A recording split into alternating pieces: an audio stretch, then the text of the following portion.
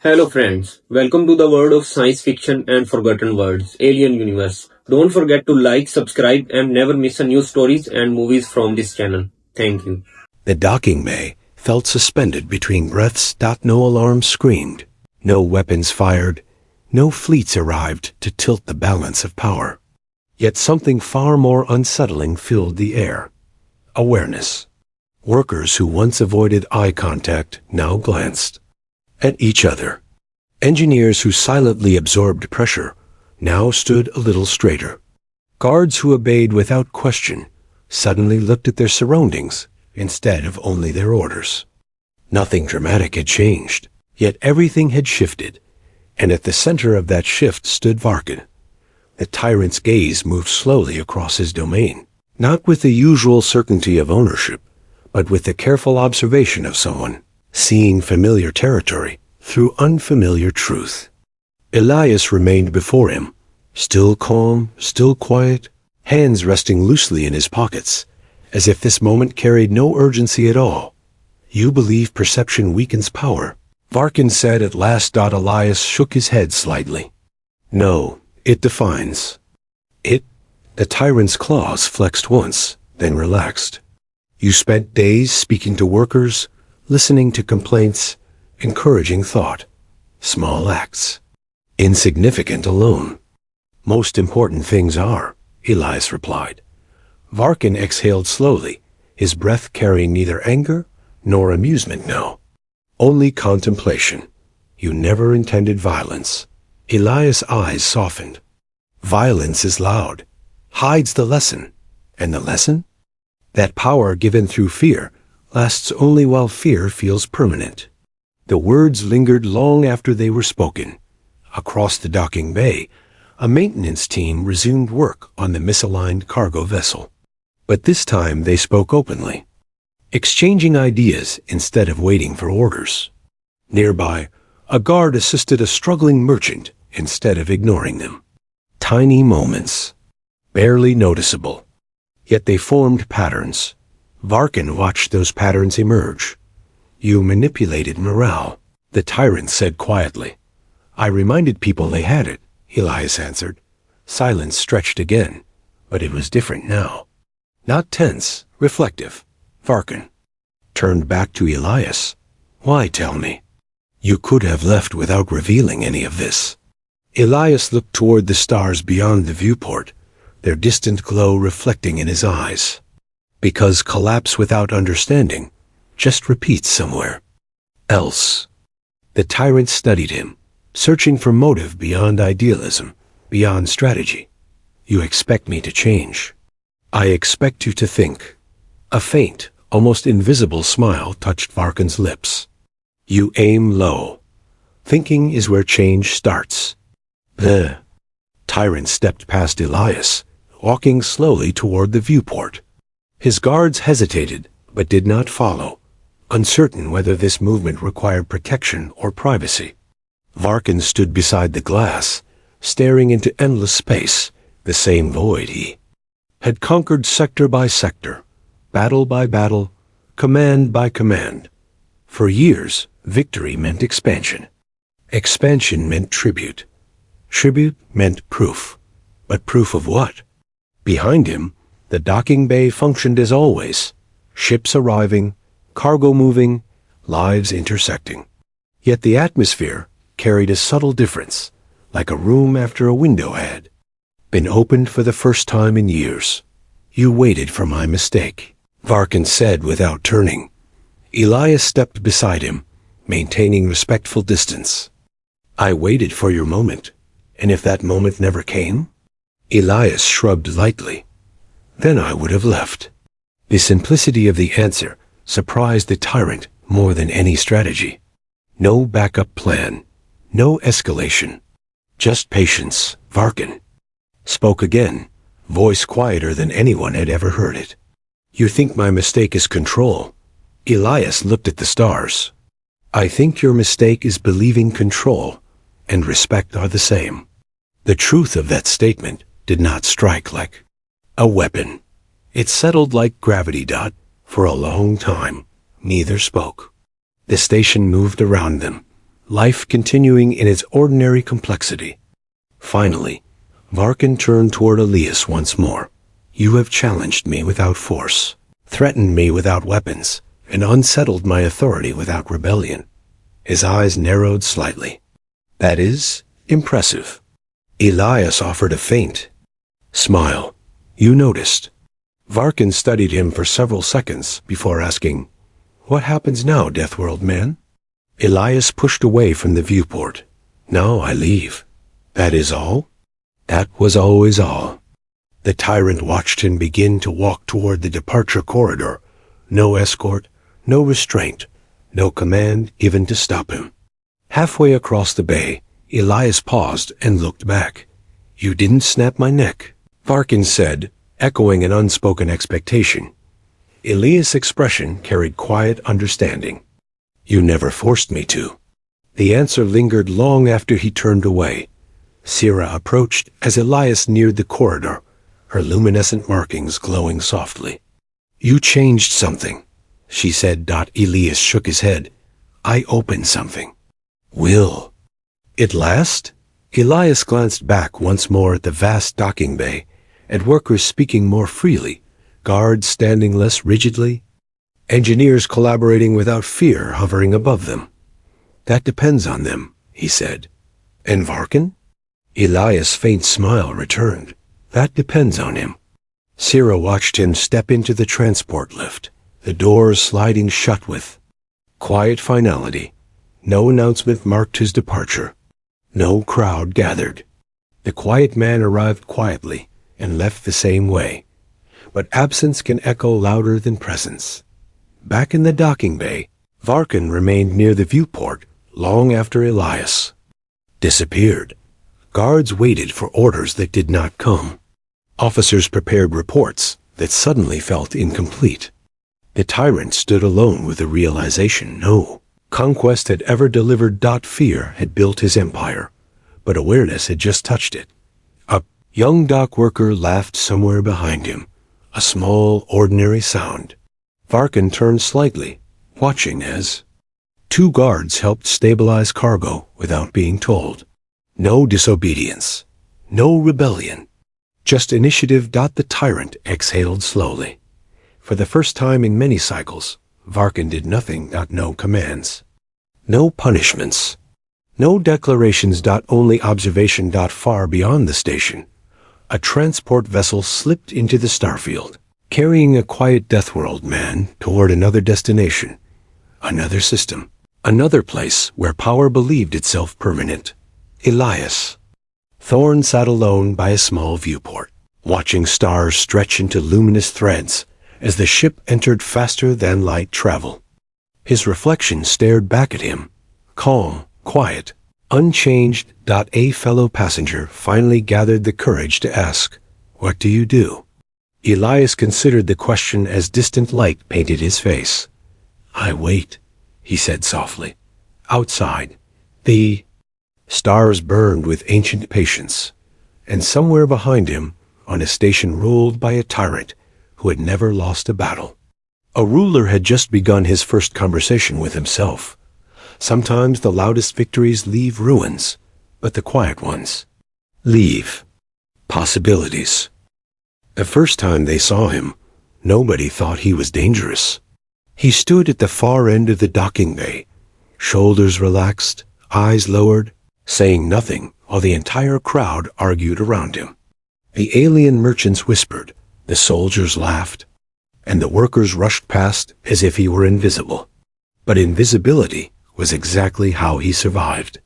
On a station ruled by predators, loud voices got noticed, and noticed things often disappeared.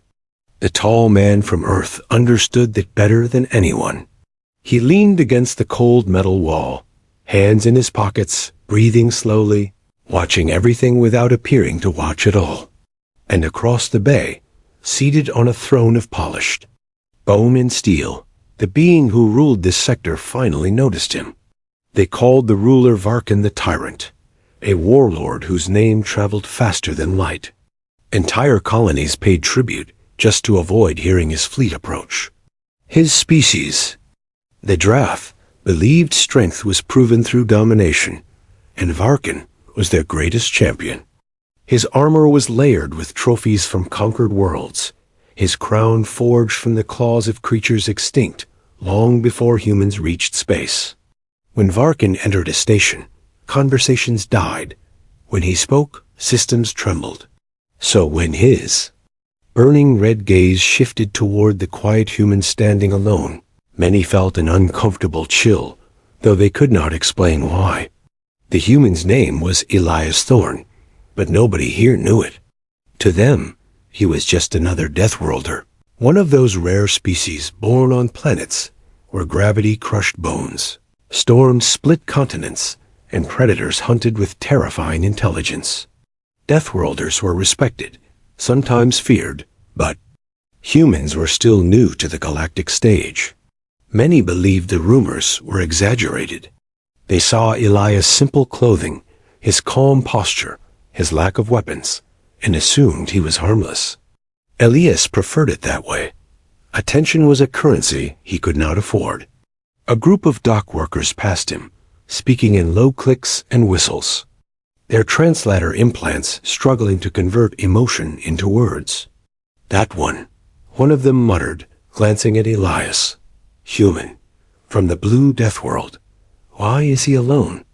Another shrugged. Trade labor, maybe? They come cheap. Elias heard every word. Years of surviving jungle storms, urban warfare, and alien battlefields had sharpened his senses beyond most soldiers. But he did not react. He had learned long ago that silence could be more powerful than anger. Silence made others underestimate. Silence made predators careless. The station's atmosphere shifted as Varkin rose from his throne. The movement was slow, deliberate, a performance meant to remind everyone who controlled the air they breathed. His guards formed a crescent around him, weapons humming softly with restrained power. Conversations faded completely now, replaced by the faint mechanical echo of armored footsteps. Elias did not look up immediately. He waited until the sound stopped directly in front of him, until the shadow fell across his boots, until the entire docking bay held its breath. Varkin's voice rumbled, vibrating through metal walls and fragile nerves alike. You stand in my domain and offer no greeting. Is this ignorance or insult? 100 eyes turned toward Elias.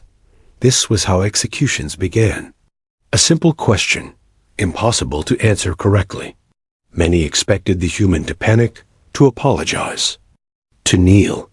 Instead, Elias slowly lifted his gaze, meeting the tyrant's burning eyes with an expression so neutral it was almost unsettling. No insult, Elias said quietly, just passing through. His voice carried none of the fear saturating the room. It was calm, steady, like someone commenting on the weather rather than speaking to a conqueror. The guards shifted uneasily. Confidence without status was dangerous. Varkin tilted his head, studying the human as one might study an unfamiliar weapon. You are aware of who I am? Varkin asked. Elias nodded once. I am. And still you do not bow. Elias considered. The statement, not as defiance, but as simple observation. I don't bow to people I don't serve. A ripple of shock moved through the crowd. Even seasoned mercenaries avoided such words. But Elias spoke them without aggression, as if stating a personal habit rather than challenging authority. Varkin's lips curled into something between amusement and irritation. Few beings spoke to him this way, and lived long enough to repeat the experience. You Deathworlders, Varkin said slowly, circling Elias like a predator assessing prey, are curious creatures. Fragile bodies, brief lifespans, yet rumors claim you survive horrors that break stronger species.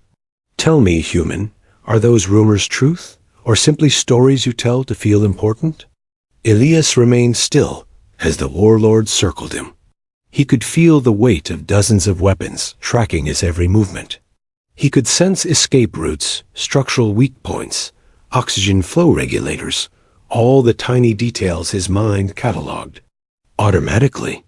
But outwardly, he looked like a tired traveler enduring an inconvenient conversation. Stories usually come from somewhere, Elias replied. The answer made Varkon pause. Not a boast, not a denial, just a quiet acknowledgement. The tyrant's interest deepened. Predators loved puzzles almost as much as they loved conquest.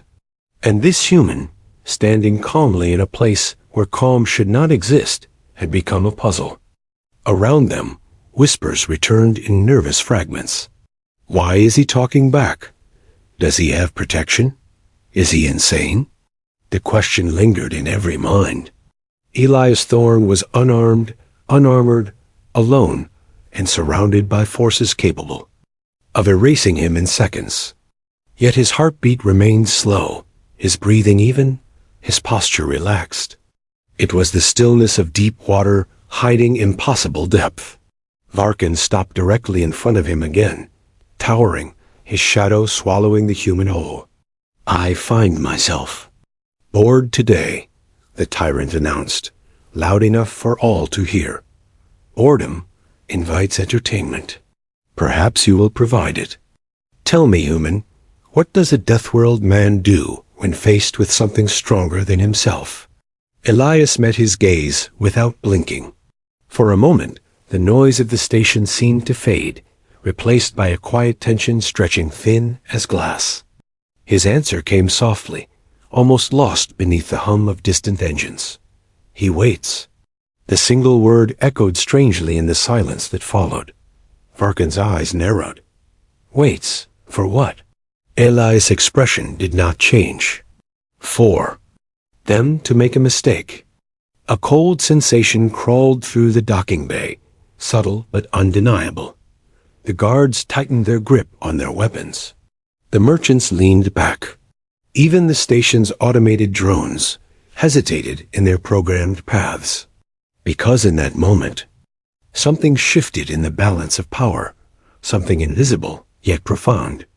The human still stood quietly, hands in his pockets, posture unchanged. But now, everyone wondered the same thing. What kind of being waits calmly in front of a tyrant? And sounds certain the tyrant will fail? Varkon stared down at Elias Thorne.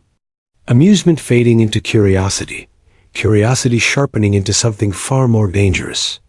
The tyrant had conquered planets, crushed rebellions, and executed heroes who believed themselves brave. Yet none of them had looked at him the way this human did, not with defiance, not with fear, but with patient inevitability.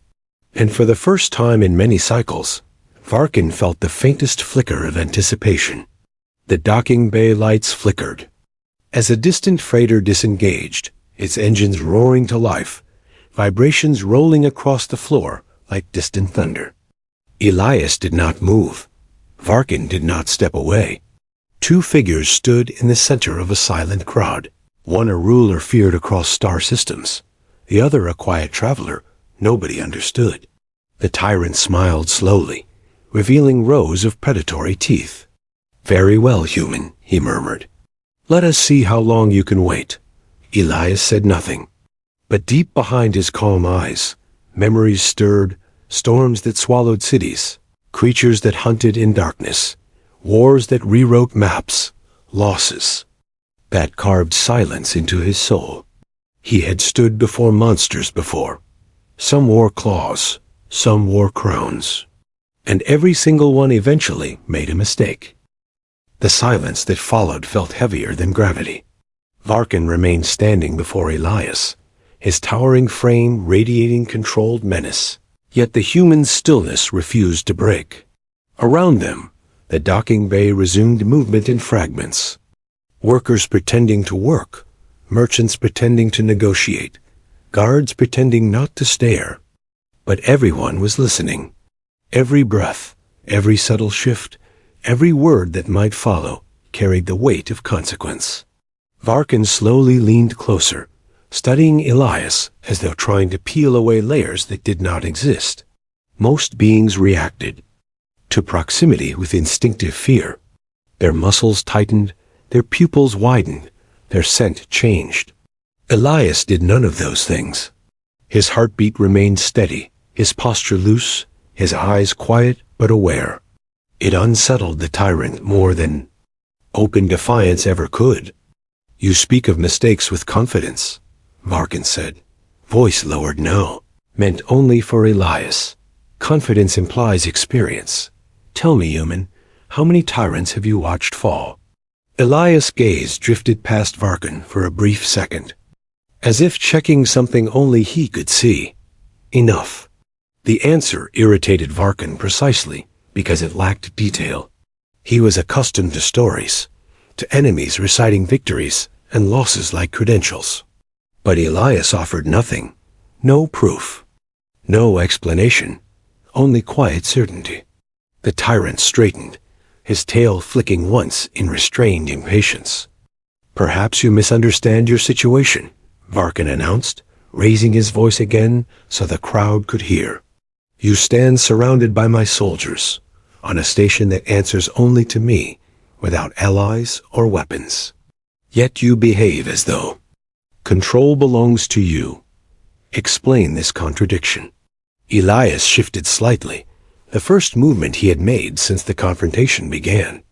He pushed himself off the wall and stood upright, though the change was subtle enough that many barely noticed. "Control is perspective," he replied. "You see soldiers. I see individuals who want to go home alive. You see territory. I see machinery that can fail. You see me alone. I see variables you haven't noticed." The words spread through the crowd like static through a damaged circuit. Varkin's guards glanced at each other, not out of doubt, but because the human had pointed toward uncertainty, and uncertainty was uncomfortable. Varkin himself did not react immediately. Instead, he began to walk slowly around Elias again, claws tapping lightly against metal, his mind dissecting every syllable. "You imply hidden threats," Varkin said. "Bluffs are common survival tactics among weaker species." Sometimes, Elias agreed. "And sometimes?" Elias' eyes met his again. "They aren't bluffs." The tyrant's smile returned, sharper this time. "Then demonstrate." A murmur rippled through the docking bay. Demonstrations rarely ended peacefully. Elias, however, simply exhaled, his shoulders dropping in what looked almost like mild disappointment. "I don't perform," he said. Varkin's amusement vanished. The refusal was not dramatic, not loud, but absolute. It was the response of someone unconcerned with approval or survival games. For a brief moment, the tyrant considered ordering his guards to seize the human immediately, to end the puzzle before it grew irritating. Yet instinct held him back. Varkin trusted instinct above logic, and instinct whispered that forcing action now might be premature. "You interest me, human," Varkin admitted. "Interest is a rare privilege. Do not waste it." Elias gave a faint nod. Noted.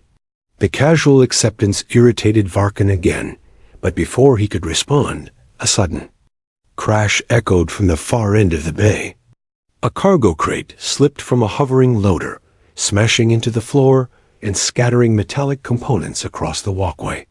Several workers flinched, scrambling to recover the spill.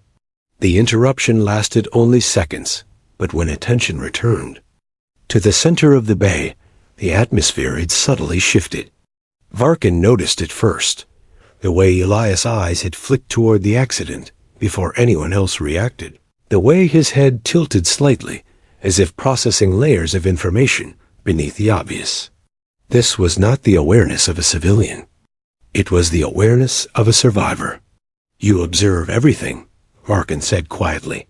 "Yes. Why?" Elias considered the question longer than expected. "Because the moment you stop observing, something observes you." Varkin chuckled, a low rumble vibrating through his chest. "Paranoia disguised as wisdom." "Experience," Elias corrected. The tyrant studied him again, curiosity now tangled with faint respect. Deathworld species often carried scars unseen, lessons carved through suffering environments. Varkin himself respected survival strength, even in enemies. Yet respect did not erase hierarchy. The tyrant turned away briefly, addressing the crowd with theatrical ease. "Be at peace," Varkin declared. "Your lives remain yours today. This human provides entertainment enough." Relief moved through the docking bay like released pressure. Conversations resumed cautiously, though attention remained fixed on the pair. Varkin stepped closer to Elias once more, lowering his voice. "I will offer you opportunity," he said. "Serve within my fleet. Your composure alone holds value. Few can stand before me without trembling. Such individuals make useful commanders." Elias' expression did not change, but something distant flickered behind his eyes, a memory perhaps, or a calculation. "I don't work for tyrants." Varkin's tale stilled completely. "You refuse before hearing reward." "Yes." The simplicity of the answer cut deeper than insult. Varkin inhaled slowly, controlling the surge of irritation climbing his spine. "Careful, human. Principles are luxuries purchased with safety." Elias shrugged lightly. "Then I guess I'm overpaying." A few nearby workers struggled to hide startled reactions. Humor in front of Varkin bordered on suicidal. Yet Elias delivered it without mockery, only quiet honesty. The tyrant exhaled, a sound halfway between laughter and warning. "You are either very brave or very foolish." "Both can look similar," Elias said. For a long moment, neither spoke. The hum of engines, the distant chatter, the soft clatter of tools filled the gap. Then Varkin leaned closer one final time. "You believe I will make a mistake," the tyrant murmured. "You wait patiently for it. But patience cuts both ways, human. Perhaps I am waiting as well." Elias met his gaze unblinking. "Maybe." Varkin straightened, cloak settling behind him like a shadow. "Then let our patience compete." The tyrant turned and began walking back toward his throne, guards falling into formation around him. The docking bay's tension loosened slightly. With his departure, yet uncertainty lingered like static in the air. Elias remained where he stood, watching the warlord retreat, hands returning to his pockets as though nothing significant had occurred. But across the bay, seated once more, upon his bone-forged throne, Varkin did not resume his usual routines. Instead, he watched the quiet human through narrowed eyes, mind replaying every word, every subtle movement, every unexplained confidence. Because predators understood many things: strength, fear, hunger, dominance. But patience without visible power was unfamiliar territory.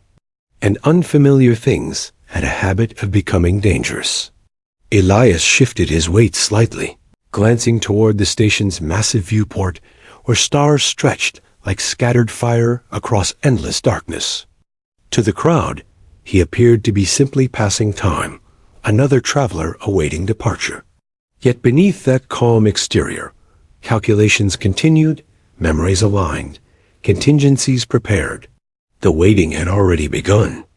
And somewhere deep within, the station's layered machinery, far beyond casual awareness, the first unnoticed variable quietly moved into place. Time passed, but tension did not fade. The docking bay slowly returned to its usual rhythm, cargo loaders humming, traders bargaining, travelers rushing between gates. Yet beneath the ordinary noise lingered a quiet awareness. People glanced toward Elias more often now, curiosity mixing with caution. Anyone who could stand before Varkin without submission became a story before they even left the room. Elias remained near the viewport, watching distant ships glide like silent predators across the stars. To an observer, he looked idle, perhaps waiting for transport, perhaps lost in thought. But inside his mind, patterns formed continuously. He tracked garb rotations without staring, noted security drones that lingered half a second longer than others, observed which merchants avoided Varkin's gaze and which leaned toward it. Information was survival currency, and Elias collected it instinctively. Behind him, footsteps approached, lighter than armored guards, but deliberate enough to signal intent. Elias did not turn immediately. "You enjoy dangerous conversations?" a soft voice said. Elias glanced over his shoulder. A slender alien woman stood a few steps away, her skin patterned with faint luminescent lines that pulsed gently beneath the station lights. Her species, the Lyran, were known for perception rather than strength. Traders, analysts, negotiators, observers. "I enjoy honest ones," Elias replied. She tilted her head slightly. "Honesty can be dangerous here. So can silence." A faint smile touched her expression.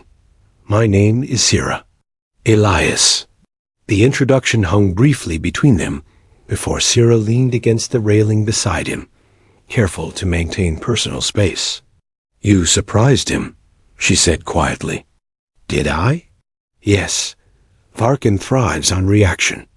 Fear, anger, submission, they feed his authority. You gave him none of those." Elias watched a freighter detach from a distant dock. Authority built on reaction is fragile.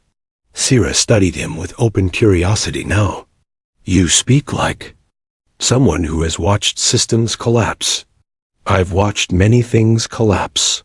The Lyran's luminescent markings dimmed slightly, a sign of contemplation. "You are not a merchant, not a laborer, not a tourist. Yet you travel alone through territories ruled by beings like Varkin. That suggests purpose." Elias did not answer immediately. Silence stretched long enough that Sira almost apologized for asking. Then he spoke. "Sometimes purpose is just unfinished business." Before she could respond, the atmosphere shifted again. A vibration rolled through the floor, subtle but unnatural, followed by a flicker of overhead lights. Conversations paused, heads lifting toward the ceiling as the station's systems recalibrated. The disturbance lasted only seconds before normal operation resumed, yet Elias' gaze sharpened. "You felt that," Sira observed. "Yes." "Power. Fluctuation?" "Not exactly." Sira's markings brightened with curiosity. "Then what?" Elias' eyes moved across the docking bay, scanning maintenance corridors, drone pathways, and the massive bulkheads separating sectors. "Adjustment," he said. Across the bay, Varkin also noticed. From his throne, the Tyrant's gaze shifted. Toward the ceiling panels, then toward the control balcony, where station engineers scrambled through diagnostics. His instincts disliked unexplained changes. Control meant understanding cause and effect. Unidentified adjustments implied hidden influence. Moments later, one of Varkin's officers approached him, speaking in hushed tones. The Tyrant listened.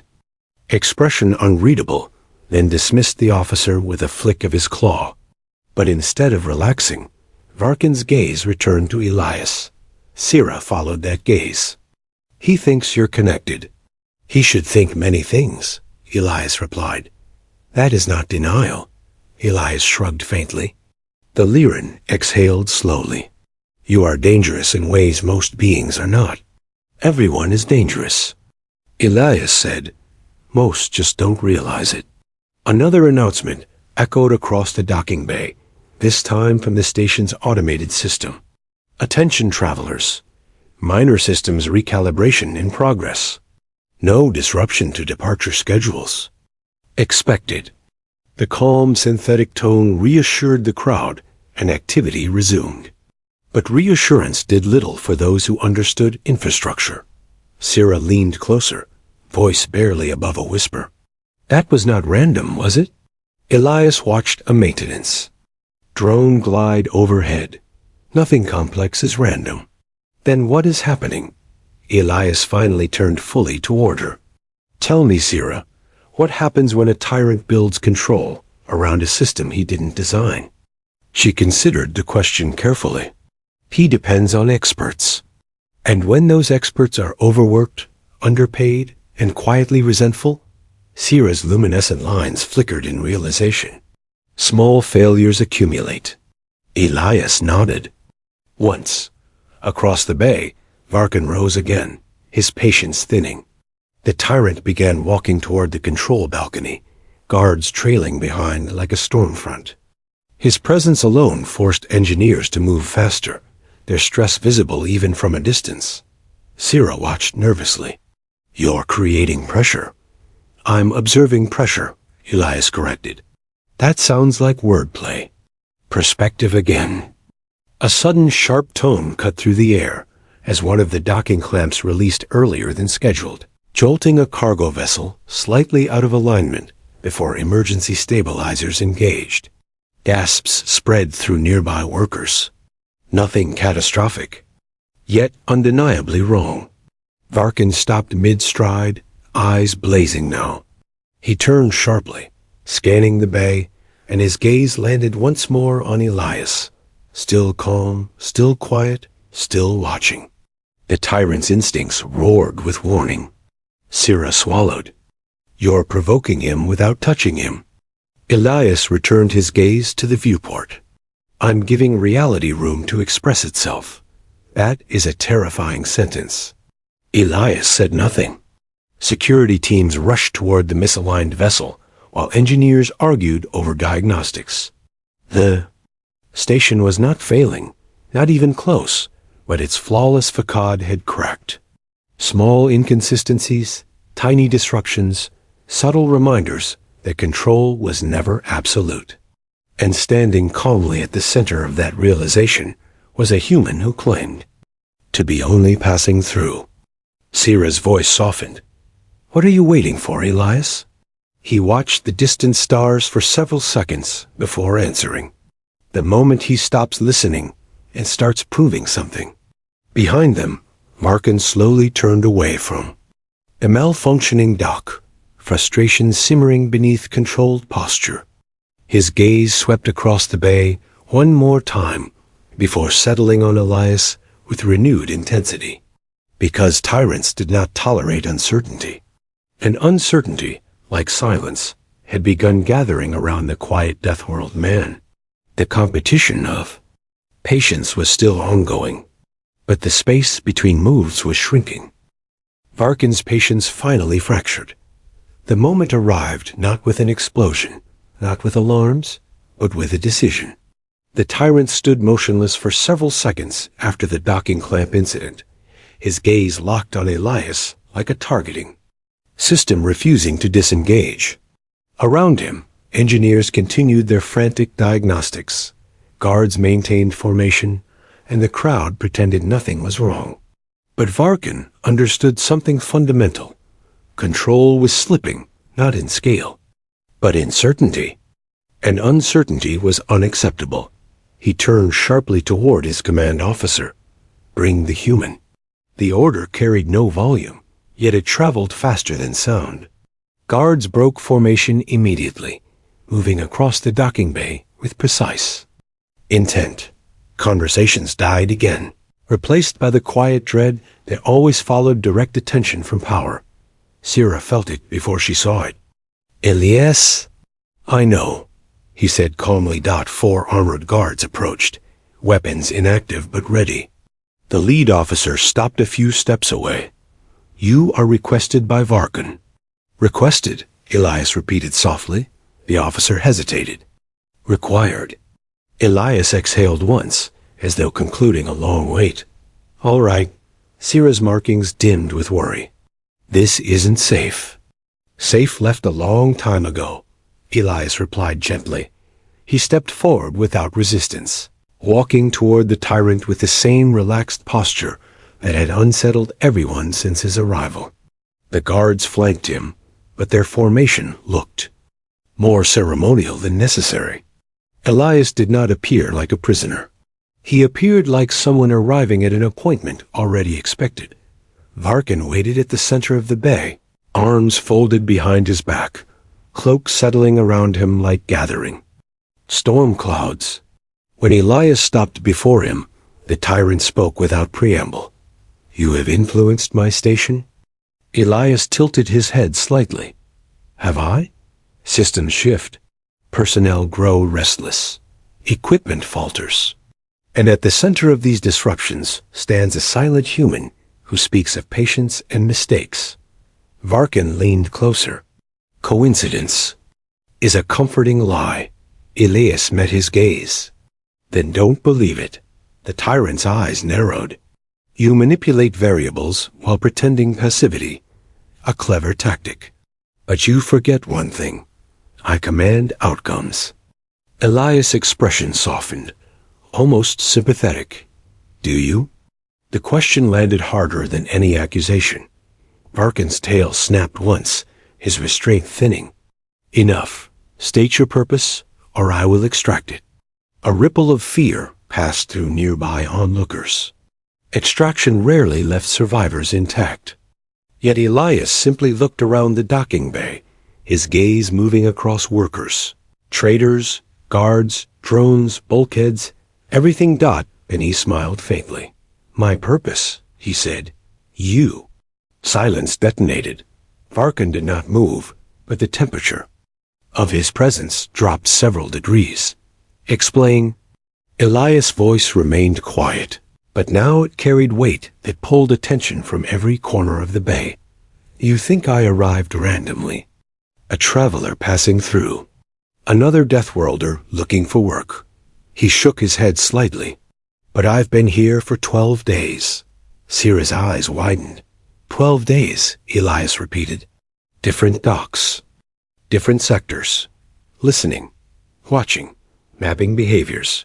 Response times, maintenance cycles, personnel morale, security redundancies. Learning how your control actually functions. Varkin's guards shifted uneasily. The tyrant spoke slowly. You infiltrated my station. No, Elias said. I integrated with it. The distinction felt important, though no one fully understood why. Varkin's gaze burned. For what purpose? Elias' eyes held his. Because tyrants don't fall from attacks. They fall from pressure they can't see. The docking bay felt smaller now, as if the walls themselves leaned closer to listen. You believe disruption was malfunction, Elias continued. Overworked engineers, aging infrastructure, minor scheduling errors. All technically true. But pressure isn't about breaking systems. His gaze swept the crowd. It's about reminding people they are part of one. Realization spread. In fragments, Sira whispered, You talk to them. Elias nodded slightly. Dock workers, maintenance crews, navigation analysts, quiet conversations, shared frustrations, small suggestions. Nothing rebellious, just awareness.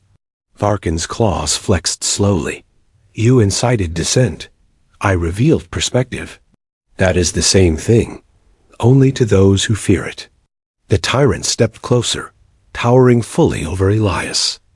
Now, you believe conversation threatens me?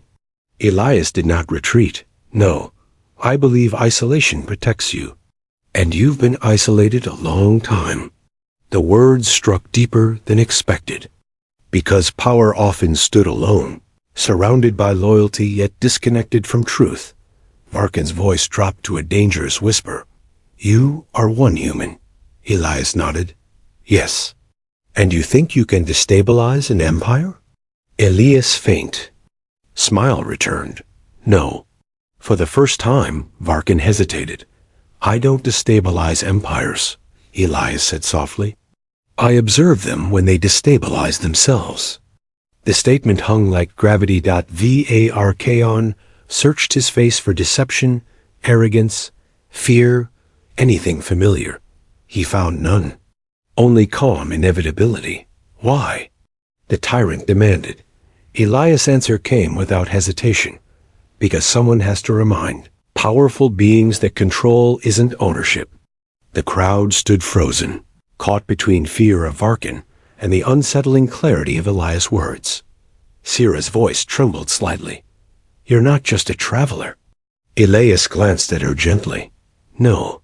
Then what are you? For the first time since arriving, Elias paused before answering. I'm what gets sent, he said, when diplomacy fails quietly. The revelation rippled outward like a shockwave, without sound. Not a soldier. Not an assassin. Not a rebel. Something else. A listener. An observer. A catalyst. Varkin stared at him, understanding forming like a storm on the horizon. You are testing me. Elias held his gaze. I'm giving you the chance to see yourself clearly. The tyrant's breathing slowed, controlled, dangerous. And if I reject this clarity?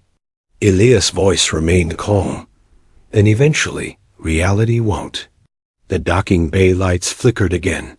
Not from sabotage, not from failure, but from systems adjusting to thousands of minor human and alien decisions, made differently than yesterday.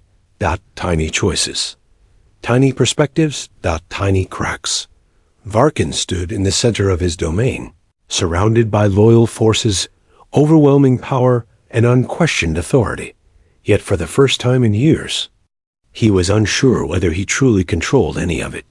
And across from him stood a quiet Deathworld man who had never raised his voice, never drawn a weapon, never issued a threat, but had just revealed that the battlefield was never physical. It was perception. And Varkin had already been fighting on it, without realizing the war had begun.